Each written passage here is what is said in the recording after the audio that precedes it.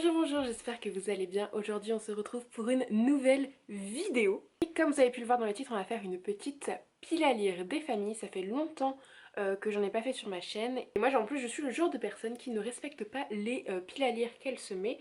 Donc celle-ci je vais essayer de la respecter, mais qu'à moitié. Vous allez comprendre pourquoi, je vous vends vachement bien la vidéo. Vous avez pu le voir dans le titre de la vidéo, c'est une pile à lire par rapport à la Pal pas ouf. Alors moi, quand je dis ça, à chaque fois ça me fait penser à Palpatine dans Star Wars.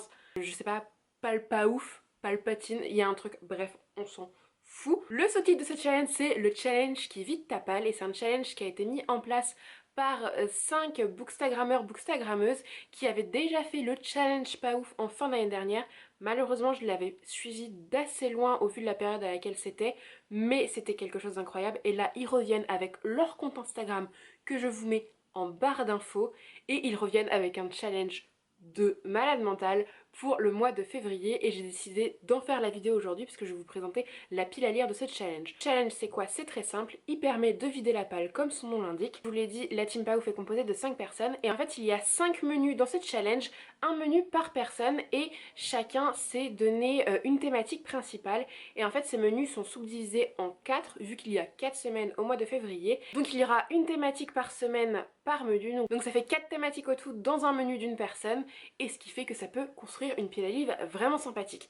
J'ai eu du mal à faire la mienne, pourquoi? Parce que je ne savais pas quel menu choisir. Au départ je voulais choisir le menu de Laura qui est concentré sur la fantasy et le fantastique, mais il y avait une sous-catégorie qui me posait fortement problème, à savoir la magie, parce que je pense qu'un des seuls livres que j'ai là-dessus c'est Shade of Magic de V.E. Schwab, et je n'ai clairement pas envie de lire cette bricasse au mois de février. Ma deuxième option c'était de mélanger un peu tout le monde, comme ça je piquais un peu dans les menus de chacun. Le problème c'est qu'il y a 5 personnes et 4 sous-catégories par semaine. Du coup, en fait, en faisant ça, je me suis dit qu'il y aurait une semaine qui serait divisée en 2 menus, et ça me plaisait pas. Je voulais que il y ait une certaine équité. Donc ma solution, il n'y a pas d'équité, mais il y en a un peu quand même. En fait, ma solution à moi, c'est d'avoir choisi un seul menu, celui d'Estelle. C'est un menu très concentré sur la littérature contemporaine, et en fait, je me suis mis 4 lectures bonus où pour chaque semaine j'ai pioché dans une sous-catégorie de chacun des autres menus.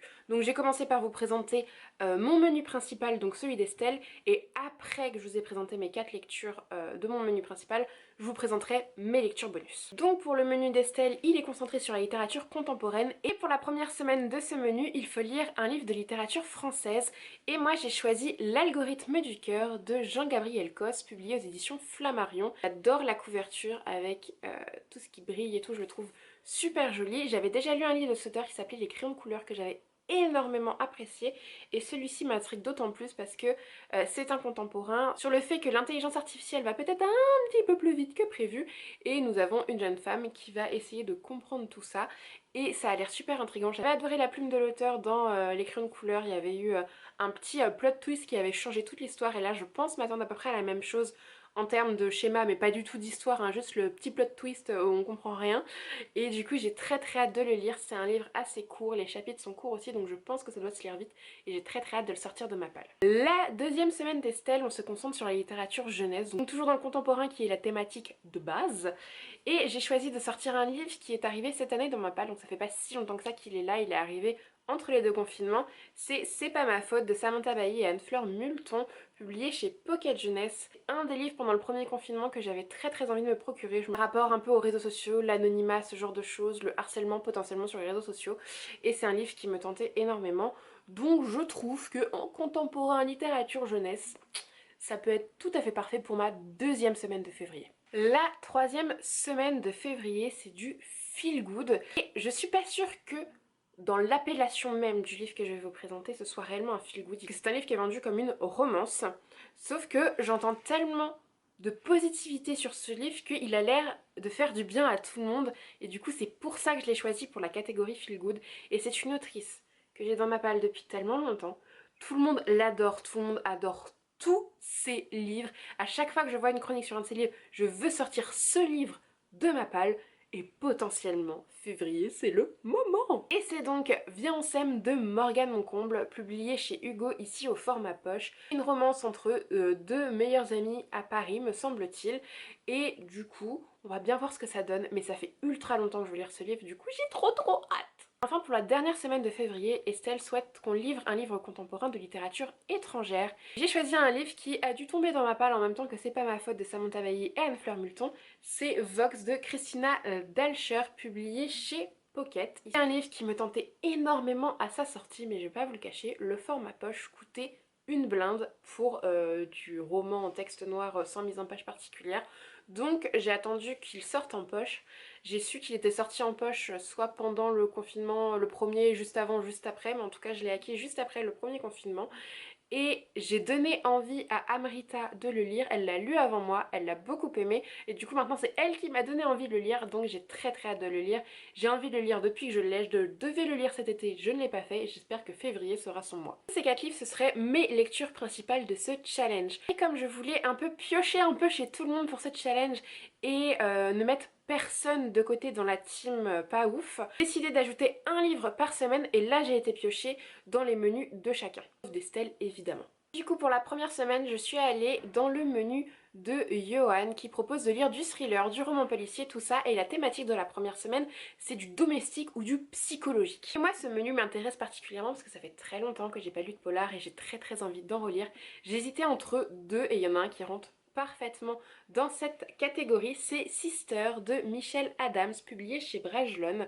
Je l'ai acquis il y a très longtemps à un salon du livre de Paris, mais 2017-2018 aussi, ça fait très longtemps qu'il est dans ma palle, ça c'est sûr.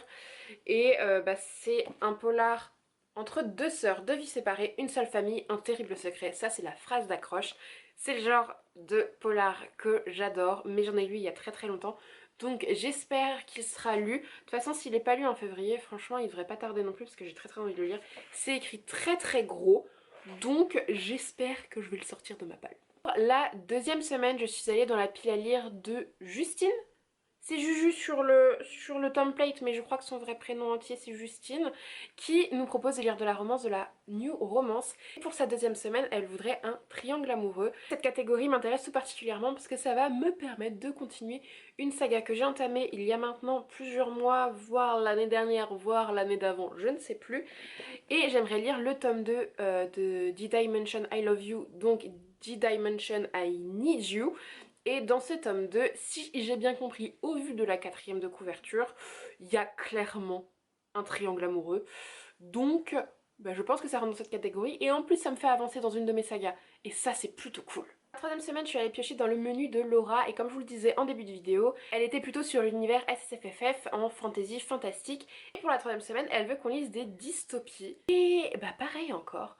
À peu près en même temps que C'est pas ma faute et Vox, j'ai acquis le préquel de Hunger Games, donc La balade du serpent et de l'oiseau chanteur de Suzanne Collins, publié chez Pocket Jeunesse. Où là on va suivre l'enfance du président Snow et on est un peu censé comprendre pourquoi il est devenu ce qu'il est devenu dans la trilogie principale Hunger Games. Il me tente énormément, j'ai vu des bons avis, j'ai vu des avis plus mitigés. C'est la première fois qu'un préquel me tente autant parce que moi j'ai l'habitude de ne pas lire les préquels ou les suites, tout ça, quand c'est écrit des années après, juste parce qu'il y a eu un succès monstre. Mais c'est Hunger Games, c'est la première dystopie que j'ai découverte, c'est celle qui m'a fait tant aimer ce genre littéraire. Et là, on est tellement ancré dans la dystopie que je ne pouvais que choisir ce livre. Et du coup pour la dernière semaine j'ai pioché dans le menu de Dorian où elle est plus sur du documentaire essai en termes de lecture qu'elle propose, de la non-fiction en tout cas. Toutes les thématiques étaient super intéressantes sauf que je suis quelqu'un qui lit très peu de non-fiction et donc qui en a très peu dans sa pile à lire. Donc c'est vrai que quand je faisais ma deuxième pile à lire, quand je mettais les livres bonus, j'arrêtais pas de changer parce que si je prenais tel livre pour telle thématique mais du coup j'avais plus la sous-thématique dans un menu de quelqu'un d'autre et tout, enfin c'était le bordel. Donc j'ai réussi à trouver un livre pour sa quatrième semaine qui est donc intitulé Divertissement. J'avoue que je ne savais pas trop quoi mettre derrière le mot divertissement.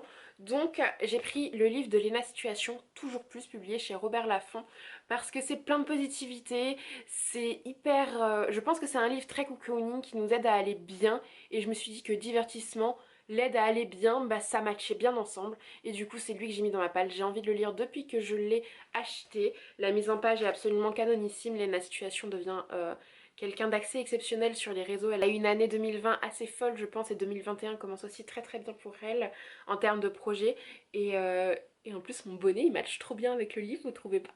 Bon, clairement 8 livres pour un mois, c'est logiquement impossible pour moi, mais c'est un challenge et le but d'un challenge c'est de se challenger. Donc j'espère au moins lire les 4 principaux du menu d'Estelle, et si j'arrive à en lire un ou deux de là ou au moins en entamer, ce serait juste absolument génial. Et voilà, j'ai fini pour cette vidéo, j'espère qu'elle vous aura plu.